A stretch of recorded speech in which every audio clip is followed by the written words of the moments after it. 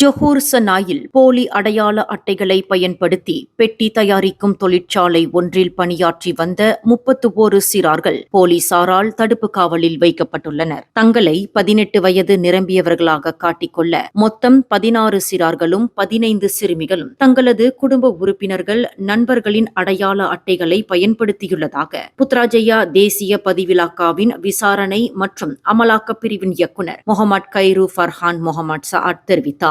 அவர்களில் சிலர் 12 வயதிலேயே பள்ளி படிப்பை பாதியில் கைவிட்டவர்கள் என்றும் மேலும் சிலரோ பள்ளிக்கு சென்று கொண்டே பகுதி நேரமாக வேலை செய்து வந்துள்ளனர் என்றும் நேற்று நடந்த செய்தியாளர் சந்திப்பில் ஃபர்ஹான் முகமது சஆத் குறிப்பிட்டார். மேலும் தடுத்து வைக்கப்பட்டுள்ள இந்த 31 சிறார்களும் 18 வயதிற்குட்பட்டவர்கள் என்று குறிப்பிட்ட ஃபர்ஹான் முகமது சஆத் அவர்களில் ஆக குறைந்த வயதுடையவராக 14 வயது சிறுவனும் இருப்பதாக தெரிவித்தார். மேலும் செய்திகளை தெரிந்து கொள்ள கீழே இருக்கும் பெல் பட்டனை அழுத்துங்கள்.